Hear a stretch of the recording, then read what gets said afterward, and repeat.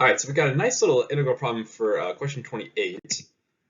So the value of the improper integral negative infinity to infinity for e to the negative x squared dx is equal to the square root of pi. What is the value of this integral right here? And this is important information, which I'll come back to in just a second.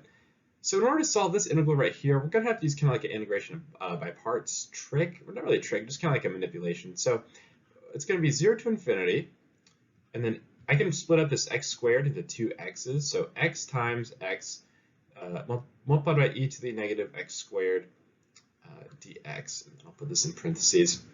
So for my u, I'm going to make u equal to x, and then therefore du is just going to be equal to dx. And then for my dv, I'm going to make that equal to x times e to the negative x squared dx.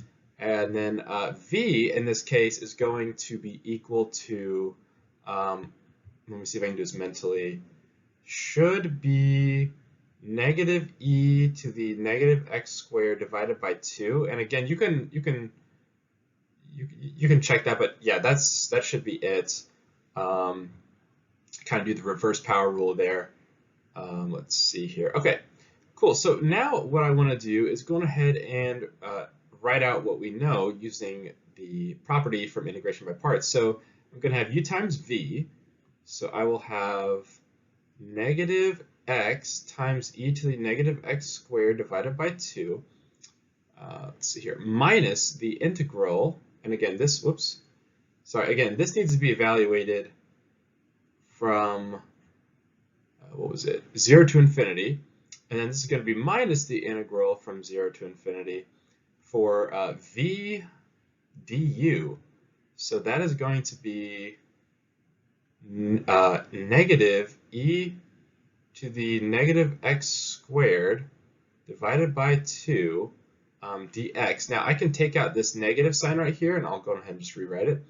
So negative x times e to the negative x squared divided by 2, again evaluated from 0 to infinity, plus the integral from 0 to infinity for e to the, and actually, you know what, I'm going to take out the 1/2 too, so that's just very clear what I'm doing here.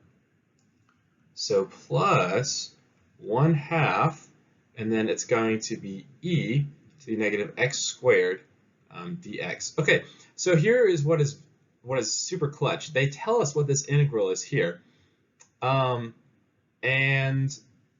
let's see.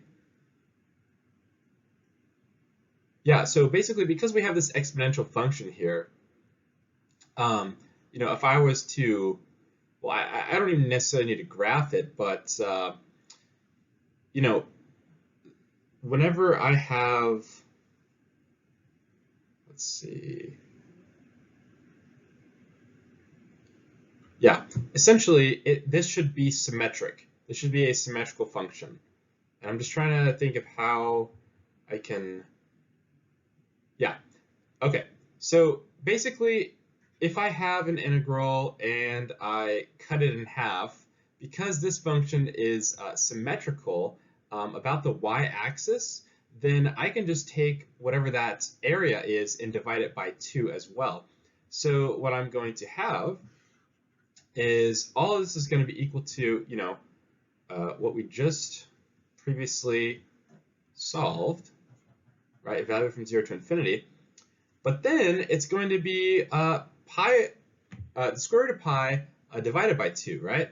So it'll be 1/2, and then I can divide, I can divide the square root of pi by 2 because, again, that function was symmetric about the y-axis, and I am going from 0 to infinity instead of negative infinity to infinity. Okay, all right, and again, yeah, so that's that.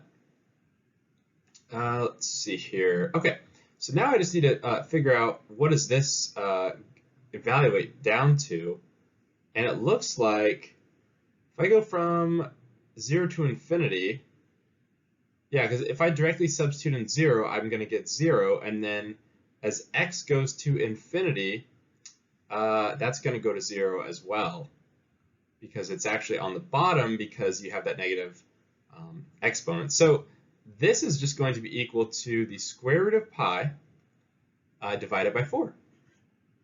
And that is going to be answer choice, let's see here, answer choice A. All right, yeah, and A is in fact the correct answer. So if you guys have any questions, feel free to comment below.